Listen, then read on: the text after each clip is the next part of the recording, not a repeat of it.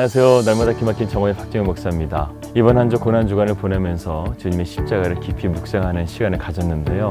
어제는 날마다 기막힌 정오 촬영이 30밖에 영상을 나누지 못했습니다. 그런데 아침에 새벽 예배를 드리면서 기도하는데 하나님께서 어제 그 말씀을 영상으로 다시 남기라, 이런 부담감을 계속 주시는 거예요. 그래서 순종하는 마음으로 이 아침에 다시금 촬영을 하게 되었습니다.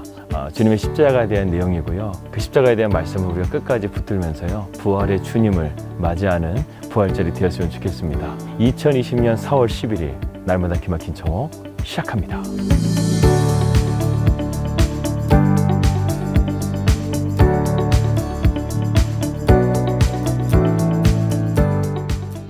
예수님께서 십자가에 달리신 그날은 이 세상에서 가장 위대한 날일 뿐만 아니라 또 세상에서 가장 슬픈 날이 아니었을까 하는 생각이 듭니다. 여러분, 우리가 갈 천국은요, 슬픔과 고통이 없는 나라입니다.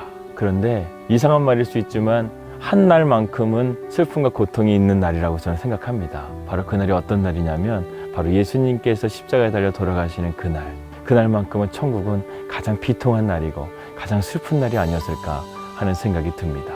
천국의 왕이신 예수 그리스도가 이 땅에 오셔서 우리를 위해서 그 십자가의 끔찍한 처형을 당하시는 모습을 보면서 천국에 있는 모든 백성들이, 그리고 천군과 천사, 그리고 하나님 아버지께서 얼마나 비통해 하셨을까, 얼마나 마음 아프셨을까, 그런 생각을 하니까요, 어저께 말씀을 준비하면서 울컥하기도 하였습니다. 예수님께서 십자가에 돌아갔을 때 우리에게 마지막 유언으로 7가지의 말씀을 남겨주셨습니다. 아버지여, 저들을 사하여 주옵소서. 내가 나와 함께 낙원에 있으리라.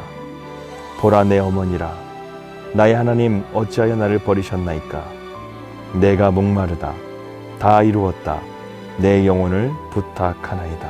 그 십자가의 극심한 고통 가운데서도요, 주님은 우리를 향한 기도와 말씀뿐이었습니다. 여러분, 주님께서 이 땅에 계셨을 때 단순하게 십자가의 고통만 당하셨을까요? 하나님의 아들 예수 그리스도가 이 땅에 왔었을 때요, 사람들은 주님을 영접하지 않았어요. 그래서 주님은요, 참새도 제 집이 있지만 인자는 머리 둘 곳이 없더라고 그렇게 말씀하셨습니다. 그뿐만 아니라 바리새인들과 종교 지도자들을 보십시오. 그들은 주님을 시기하고 심지어는 주님을 십자가에 못 박는 주동자가 되어버렸습니다. 여러분, 예수님을 못 박은 사람들은요, 하나님을 모르는 사람이 아니었어요. 하나님을 열심히 믿는 바리새인들과 사두개인들, 이스라엘 백성들이었습니다. 하나님이 택하신 백성이라고, 자기들이 아브라함의 후손이라고, 자기들만 구원받을 것이라고 생각했던 이스라엘 백성들이 자기들이 가야 할 천국의 왕을 십자가에 못 박은 것입니다. 피조물이요, 창조자를 못 박은 거예요. 여러분 같으면 어떻게 하시겠습니까? 제 성격 같으면요, 벌써 세상을 몇 번이나 뒤집어 엎었을 것 같아요. 그런데 하나님은요, 우리와 같지 않으세요. 하나님은 인자와 자비와 사랑이 무궁하신 하나님이십니다. 그래서 예수님께서 십자가에서 가상칠언을 하실 때 첫 번째 말씀이 바로 무엇이냐면, 아버지여, 저들을 사하여 주옵소서예요. 여러분, 십자가의 고통을 아십니까? 십자가를 짓는 죄인은요, 2가지의 관습을 통해서 십자가를 짓는다고 합니다. 첫 번째는 심한 매질을 맞고, 두 번째는 무거운 그 십자가를 지고 자기의 죽음의 자리로 가는 거예요. 여기서 심한 매질을 맞을 때 단순하게 기다랗게 된 막대기를 생각하시면 안 돼요. 여기서 매를 맞을 때 예수님께서 맞으신 매는요, 단순하게 회초리 같은 매가 아니에요. 로마 시대의 채찍은요, 그 채찍이 여러 줄이 달려 있어서 그 채찍에 새붙이나 날카로운 짐승의 뼈를 엮어가지고요, 채찍을 내려쳐서 사람의 몸에 감기게 되면요, 살점이 뜯겨지는 그러한 채찍이었습니다. 우리 주님께서는요, 그 채찍을 맞으신 거예요. 우리가 잘 아는 패션 오브 크라이스트에 보게 되면 그 채찍이 바로 나옵니다. 그 채찍으로 로마의 군병들은 예수님을 거의 죽기 일보 직전까지 몰아가죠.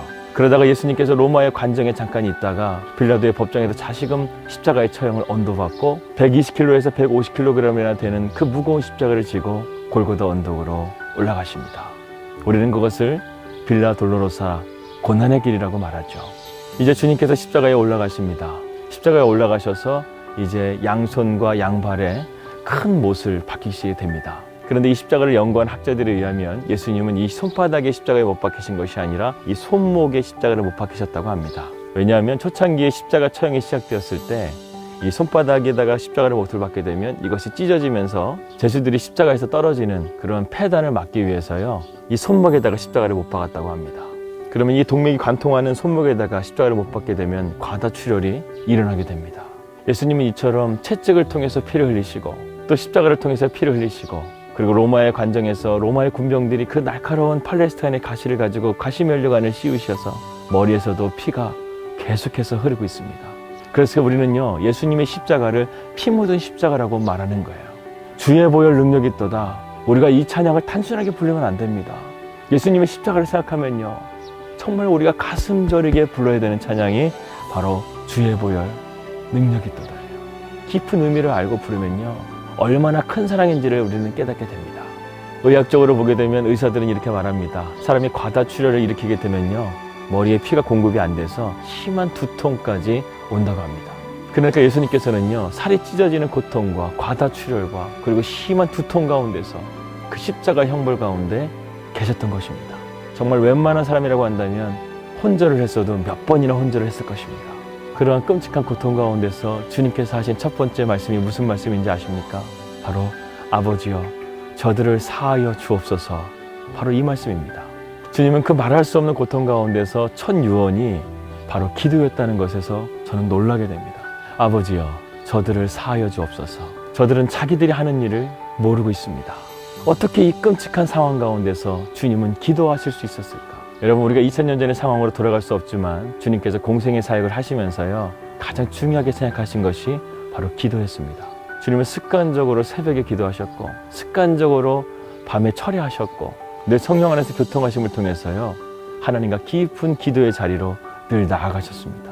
그렇기 때문에 이 십자가의 결정적인 상황 가운데서 주님의 그 말 한마디가 참 중요한 것인데, 주님은 그 고통스러운 상황 가운데서도 정신을 잃지 않고 아버지께 기도할 수 있었다는 것, 그것은 주님의 삶이 그야말로 기도의 삶이었고, 그 기도의 삶이 이 끔찍한 고통을 이기고서도 아버지 하나님을 찾을 수 있는 강력한 기도의 힘을 우리는 보고 있는 것입니다. 주님의 첫 마디는 아버지였습니다. 여러분의 인생 가운데 고통의 순간이 있었습니까?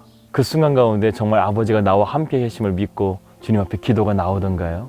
우리는 그 문제 앞에 집중하느라 정말 나와 함께 계시는 그 아버지를 찾지 못하고 뒤늦게서야 깨닫고 주님께 돌아오는 때가 있죠. 그 십자가의 끔찍한 고통 가운데서, 정신을 차릴 수 없는 그 고통 가운데서 아버지를 찾고 있어요. 이 십자가 고통 가운데 누가 계시다는 겁니까? 누구와 함께 있다는 거예요?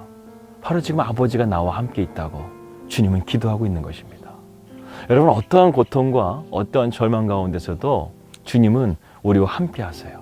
우리가 인생의 바닥을 치면 칠수록 주님은 그곳까지 내려가셔서 우리를 끌어올리시는 분이 바로 우리 아버지 하나님이십니다. 주님은 세상 가운데 머리 둘 곳이 없었어요. 그러나 기도를 하면서요, 주님 안에 거하는 안식과 기쁨과 평안을 늘 누리셨던 것을 우리는 보게 됩니다. 그래서 주님께서 부활하신 이후에 우리에게 말씀하신 것이 평안 아닙니까? 그래서 주님께서 우리에게 주시겠다는 것이 두 가지가 있었어요. 첫 번째는 무엇이냐면 성령을 주시겠다고 약속하셨고, 두 번째는 무엇이냐면 평안을 주시겠다고 약속하셨어요. 성령과 평안, 바로 주님께서 우리에게 약속하신 주님의 약속입니다. 이 참된 평안은요, 우리가 아버지 안에 거할 때, 바울이 말한 것처럼 우리가 주 안에 거할 때 우리에게 주신 하나님의 선물입니다. 주님께서 아버지여 하시고 나서 그 다음에 하신 말이 거의 충격적입니다. 아버지여 저들의 죄를 사하여 주옵소서. 주님이 지금 간절하게 아버지를 찾으면서요, 지금 누구를 위해서 기도하냐면 우리를 위해서 기도하고 있는 거예요. 솔직히 하나님께서는 정말 하실 만큼 하시지 않았습니까? 구약 성경에서 수많은 선지자들을 보내서 이스라엘 백성들을 그만큼 돌아오라고 말씀하셨고, 심지어는 자기의 독생자 아들 예수 그리스도까지 우리에게 보내셨는데, 우리 인간은 그 예수님을 십자가에 못 박고 있는 거예요. 정말 제가 봐도요, 하나님께서 이 인류를 멸망시켜도 할 말이 우리는 없어요. 우리는 얼마나 죄악된 세상을 살아가고 있습니까? 우리 인간이 얼마나 사악합니까? 저는 요즘에 뉴스를 잘 안 봐요. 왜? 세상의 뉴스는요, 소망이 없어요. 차라리 그 시간에 하나님의 말씀을 보십시오. 하나님의 말씀에는요, 그 안에 보물이 있고요, 그 안에 소망이 있습니다. 수많은 영혼들이 바로 이 하나님의 말씀을 통해서 변화를 받고 일어섰던 것을 우리는 알고 있습니다. 이 소망이 없는 죄인된 인간을 바라보시면서 주님께서 하신 말씀이 아버지 저들을 사하여 달라는 거예요. 용서의 기도를 하고 있습니다. 이러한 주님의 마음을 잘 표현해 준 말씀이 요한일서 4장 9절에서 10절 말씀이 아닐까 생각합니다. 하나님의 사랑이 우리에게 이렇게 나타난 바 되었으니 하나님이 자기의 독생자를 세상에 보내심은 그로 말미암아 우리를 살리려 하심이라. 사랑은 여기 있으니 우리가 하나님을 사랑한 것이 아니요 하나님이 우리를 사랑하사 우리 죄를 속하기 위하여 화목제물로 그 아들을 보내셨습니다. 그 십자가의 고통 가운데서도 주님은요, 자기의 소명을 잃어버리지 않았다는 거예요. 주님이 이 땅 가운데 오신 목적이 무엇입니까? 하나님의 화목제물이 되시기 위해서 오신 것 아니겠습니까? 주님은 그 십자가의 고통 가운데서도 그것을 잃어버리지 않고 아버지 하나님께 자신의 소명을 다하고 있는 것입니다. 만약에 주님께서 그 십자가의 고통을 참지 못하시고 아버지 저 그만하렵니다. 이 인간들 정말 안 되겠습니다. 멸망시켜 버리십시오. 아버지 하나님께서 안 들어주셨을까요? 저는 들어주셨을 것이라 생각이 듭니다. 그런데 주님은 그렇게 하지 않으신 거예요. 아버지 하나님께서 우리 인간을 사랑하시는 것을 누구보다 잘 알고 있었던 아들은 그 아버지의 뜻을 위해서 자신의 몸을 기꺼이 바치겠다는 뜻입니다. 아버지, 나는 기꺼이 이들을 위한 희생제물이 되겠습니다. 아버지의 자녀들을 저는 반드시 구원해 내겠습니다. 이러한 주님의 열정적인 소명을 통해서요, 우리가 구원받은 거예요. 주님은 이외에 6가지의 유언을 더하시는데 그 또한 우리들을 위한 말씀이었습니다. 여러분, 십자가만큼 역설적인 사건이 없을 거예요. 최고의 형벌을 최고의 구원으로 만든 사건, 이것이 바로 십자가 사건입니다. 그것을 가능하게 했던 비결이 무엇일까요? 바로 사랑입니다. 예수님의 사랑이 우리를 살린 거예요. 여러분, 그렇기 때문에 자기의 목숨까지 바쳐서 우리를 구원해 주신 하나님의 사랑은요, 절대 사탄이 건드릴 수 없습니다. 하나님은 사랑과 희생과 자비로요, 사탄을 패배시키고 죄와 사망의 모든 것들을 무력화시켜 버리셨습니다. 그렇기 때문에 십자가는요, 약한 것이 아니에요. 바울은 내 안에 십자가만이 살기를 원했습니다. 내가 그리스도와 함께 십자가에 못 박혔나니 그런즉 이제는 내가 사는 것이 아니요 오직 내 안에 그리스도께서 사시는 것이라. 이제 내가 육체 가운데 사는 것은 나를 사랑하사 나를 위하여 자기 자신을 버리신 하나님의 아들을 믿는 믿음 안에서 사는 것이라. 죄로 인해서 죽어야 했던 우리를 그 십자가를 통해서 우리를 살리신 사건, 우리는 이것을 우리 가슴에 새겨야 되고 주님의 나라에 갈 때 이 십자가를 가지고 가야 합니다. 여러분 안에는 십자가에 달리신 예수 그리스도가 여러분 안에 거하고 계십니까? 여러분에게 십자가의 의미는 무엇입니까? 여러분의 십자가와 얼마나 가까이 하고 있습니까?